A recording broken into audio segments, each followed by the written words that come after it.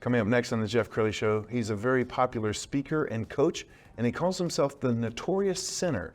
His incredible journey just ahead.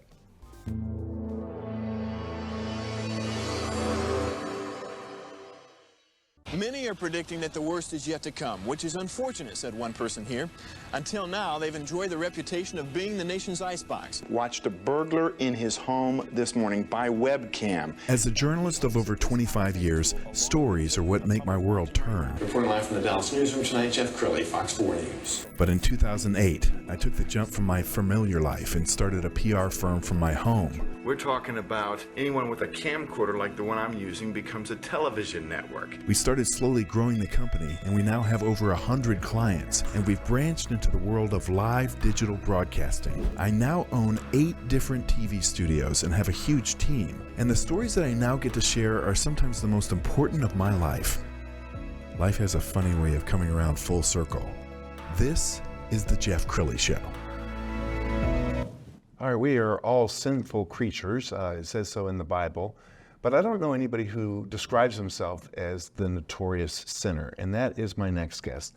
Travis Ayla is a very popular speaker and coach, and you're in studio right now. Thank you for coming on the show. Thanks, Jeff. I appreciate you having me. Absolutely. Well, we've got a video piece that we're going to show in a minute, but right now you're being called to speak around the globe on what? What is your topic these days? Really just breakthrough transformation, right? So when you think you have nothing to live for, or you've sacrificed it all, a lot of people hit a wall and think there's nothing left, right? So whether you want to call it rising from the ashes like a phoenix, whatever it may be, but I've been through enough, been on highs and lows, and how to get out of that, how to push through that, how to find a purpose and get on the other side of it is usually where I spend most of my time talking to people. Sure.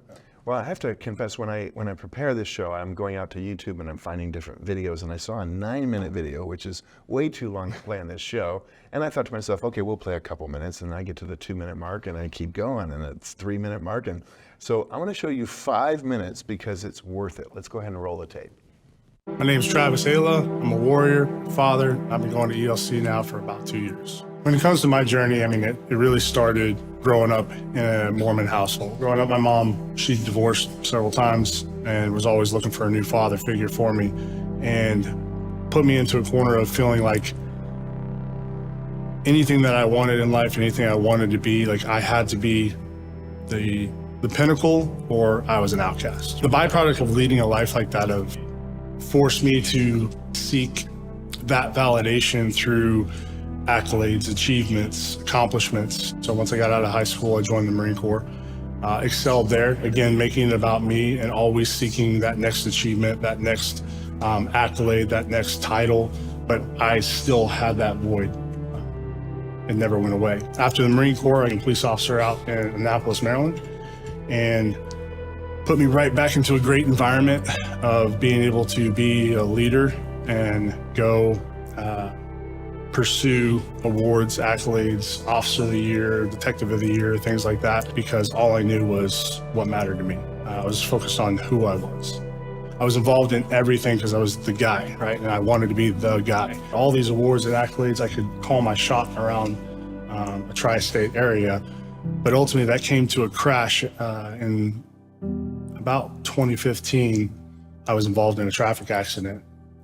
I was on my way home from the gym when I rear-ended another vehicle, and that collision sent me in the air, landing on that passenger vehicle. And I remember distinctly having to jump out of this vehicle with the driver's side door on the ground. So I'm standing on my driver's side door looking up in a smoking vehicle. The only way out is to reach up over me, lift this door, and climb out of the car. So I immediately go into what I am, right? First responder. But that was the most gut-wrenching moment in my life, to run up as a first responder to a vehicle that I had just impacted. I know I'm the only person there at the moment to have any impact on saving their lives, but I also know touching them can do them more harm. The best thing for me to do is to make the scene safe and clear for fire and rescue when they get there to stabilize them and let the true experts do their best to save their lives. And that moment right there was, and still is, easily the most helpless moment of my life, being my whole career has been centered around service and saving lives and taking care of the community. And I am the one person that can't do a single thing. I had to watch both victims get life flighted out while I sat there completely unscratched.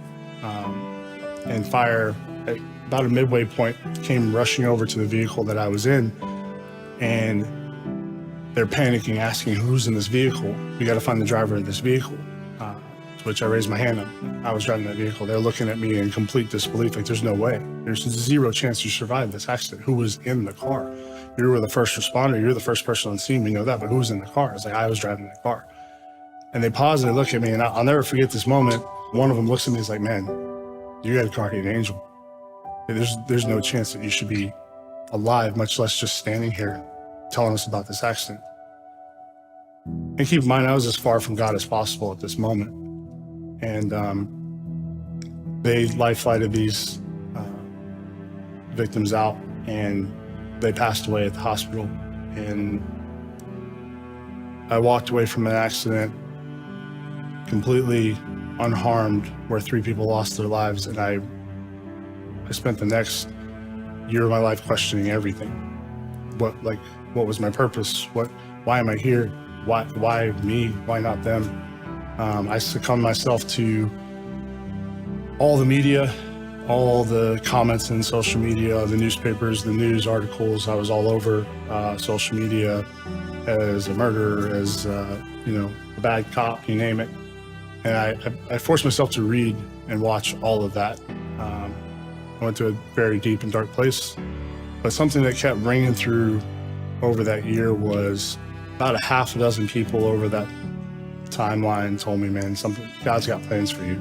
You had angels watching over you. All these comments about this and God, and it really made me reevaluate who I was and start focusing on whose I was.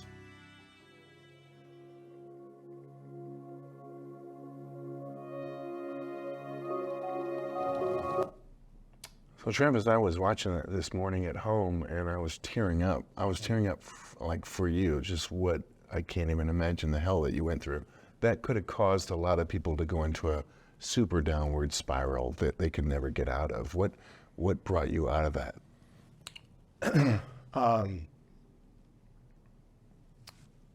God, at the end of the day. I was fortunate enough to do some hard things and be in some different environments between Marine Corps and SWAT and everything. That takes a certain mindset, right, to be in those things. But and that slowed my progression down in that spiral, as you say, enough, I think, to be able to be open to receiving God at the time that I eventually did. Well, just what strikes me about you, and I made this comment to you right before the show, is that, I mean, you're solid like a rock. You're a man's man. I mean, Marine SWAT team. You probably went from this macho man guy who was, could not be defeated to just in ruins. When you're talking on stage or coaching somebody, I mean, I have to believe that you're extremely relatable. I mean, everybody's broken in some form or fashion. What are some of the things that you're connecting with your audience on? I mean, do they resonate with your story? Do you tell this every time? Yeah, I tell every time I get an opportunity, not just for me, but for the victims of the accident as well, Rick. I would say the vast majority of the time the story gets told, if they don't already know. But the relatability becomes the struggle of really getting of it. It's a testimony that allows me to really meet anybody where they're at. And when you can open up in such a fashion with things that you've had happen to you and valleys that you've been in, it gives people permission to do the same. Yes. Right. And when you can go from that valley to a peak, it gives people possibility as well.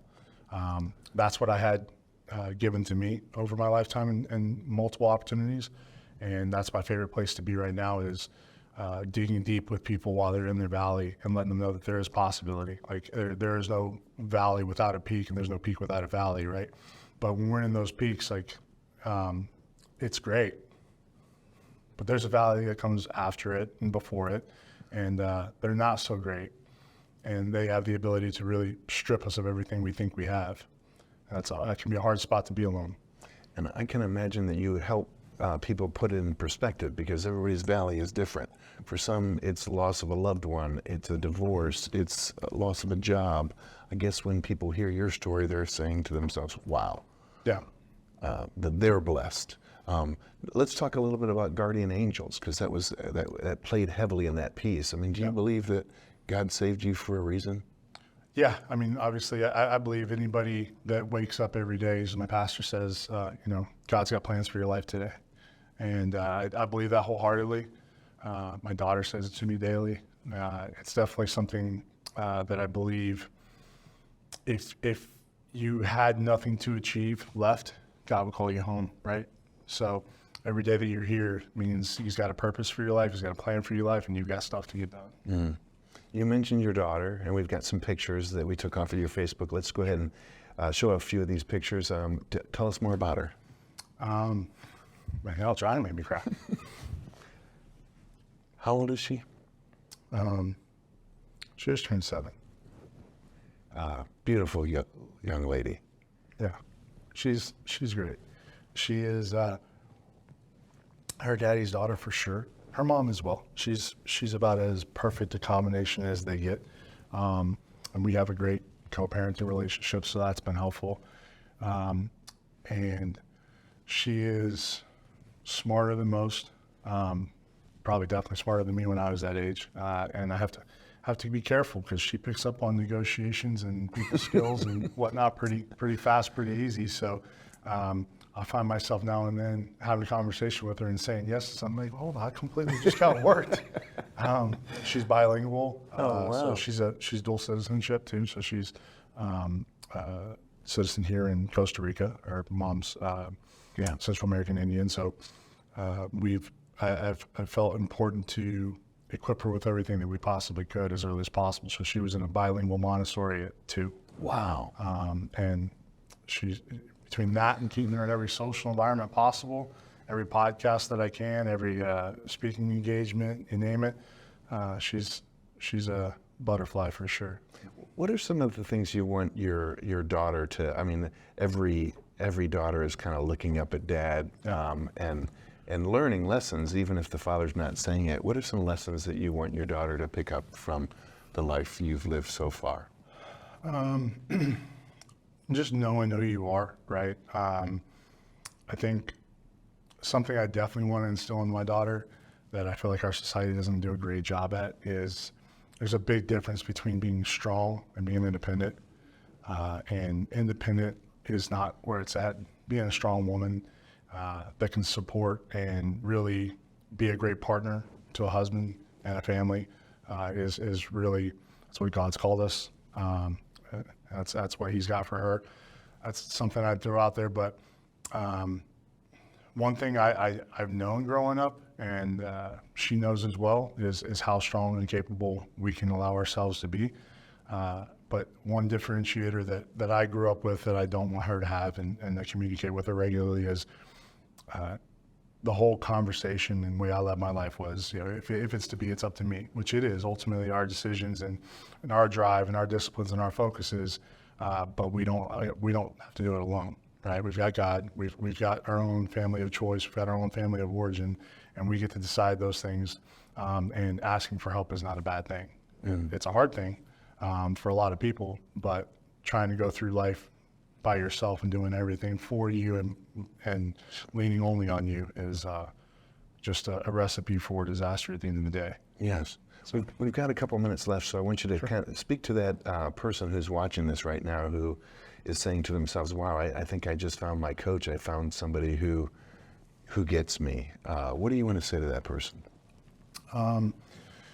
I mean, the great thing about having a coach is knowing that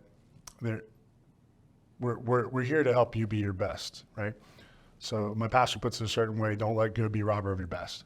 And you can only see your good to a certain level. It takes a third party and an outside perspective to really help hold you accountable to what your best and highest uses are, and really how hard you're pushing yourself, because we negotiate with ourselves a lot, right?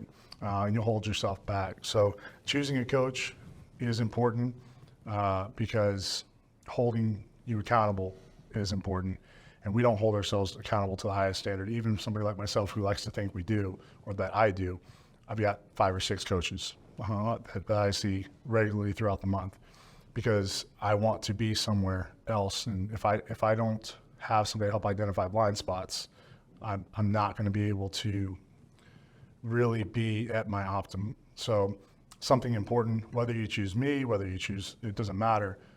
Choose somebody that's not going to tell you what you want to hear. We're in a culture and environment nowadays that, sugarcoating things and telling you what you want to hear and giving you all the reasons to negotiate and excuse yourself are the norm. And that keeps everybody in the state of average, right? So I'm that guy. My friends know I'm gonna burn the bridge. I'm willing to burn the relationship, just to be honest, and tell you what you need to hear. I'm the same with my clients.